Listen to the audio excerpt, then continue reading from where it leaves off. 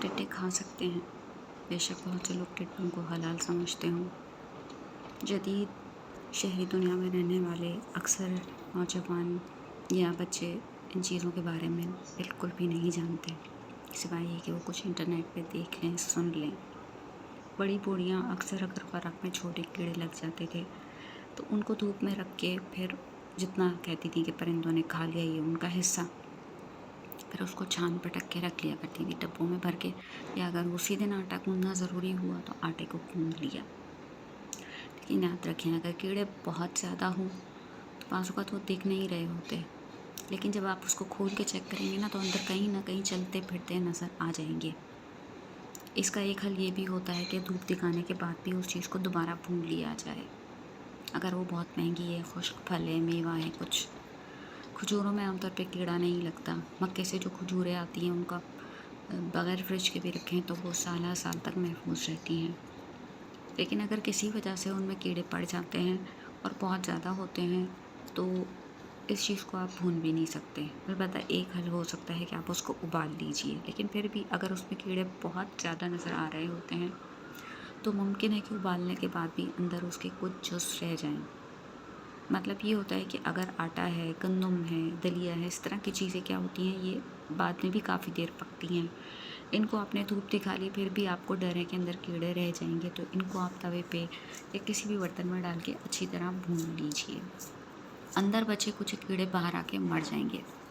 پھر آپ ان کو دوبارہ چھان کے رکھ لیجئے تو وہ قدرے محفوظ ہو جاتی ہے۔ لیکن جس چیز میں کیڑے حد سے زیادہ دکھ رہے ہوں نا تو اس کو ہرگز نہ کھائیے۔ البتہ وہ خوراک جو معمولی سی آپ کو شک ہے، ہلکی سی مہک ہے، بدبو ہے، تو اس کے لیے میں آپ کو بہترین طریقے سے یہی ریکمینڈ کروں گی، یہی مشورہ دوں گی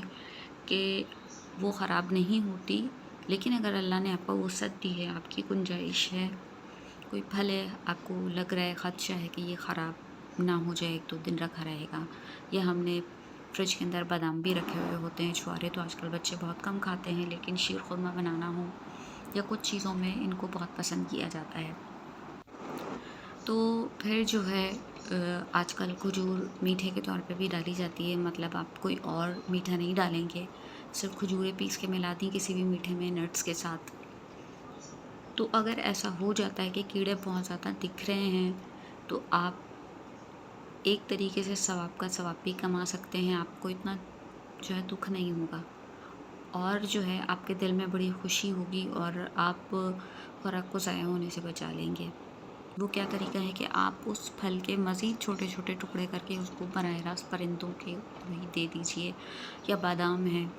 تو کبوتر بھی وہ پورا بادام نہیں کھا سکتے، اور عقاب، فیلکن جیسی چیزیں ظاہر ہے وہ ہماری گیلریوں میں نہیں آتی، تو آپ ان چیزوں کے تھوڑے موٹے موٹے ٹکڑے کاٹ کے دردرا سا کر کے ان کو پرندوں کو ہی ڈال دیجئے، تو یہ بڑے شوق سے چک کے کھا جائیں گے۔ ان کا معدہ انسانوں سے ذرا الگ ہوتا ہے تو ان کو اکثر یہ چیزیں نقصان نہیں کرتی جن میں ہلکے کیڑے پڑے ہوئے ہوں یا ہلکی سی مہک اٹھ رہی ہو، کیونکہ بلکہ مرغیاں وغیرہ بھی جو ہوتی ہیں چھوٹے، مرغی کے لیے کہنا مشکل ہے کہ وہ چوپایا ہے یا پرندہ ہے، کیونکہ وہ بہت زیادہ اونچی اڑان نہیں بھر پاتی ہے۔ تو بہرحال ہم اس پہ بحث نہیں کر رہے، لیکن یہ چھوٹے موٹے پرندے جو ہوتے ہیں یہ سب کے سب کیڑے کھاتے ہیں، اور اس کے باوجود ان کا گوشت بہت ہیلدی ہوتا ہے۔ حکیم حضرات خاص طور پہ چوزے کی یخنی یا کبوتر کی یخنی مختلف بیماریوں میں پلاتے تھے۔ تو بہرحال اب اس کے اوپر ہم نہیں جا رہے وہ حلال حرام کے فلسفے پر، لیکن اگر آپ پرندوں کو یہ چیزیں دیتے ہیں تو یہ ایک ہم بچپن سے دیکھتے آ رہے ہیں یہ چیز، اور سائنس بھی اس کو کہتی ہے کہ ان کو کیڑے مکوڑے جو ہوتے ہیں وہ نقصان نہیں کرتے، بلکہ اکثر کسان بھی جب پودا تھوڑا بڑا ہو جاتا ہے تو وہ اس کو کھلا چھوڑ دیتے ہیں تاکہ یہ پرندے آ کے چڑھ چھپ کے کھا لیں۔ اب ٹڈوں کی بات جو ہے جہاں تک، تو ٹڈے اسلامی آراء اس کے بارے میں مختلف ہیں، لیکن اکثر لوگ اس کو حلال سمجھتے ہیں، اور پرانے دور میں لوگ ٹڈے بھون کے کھایا کرتے تھے۔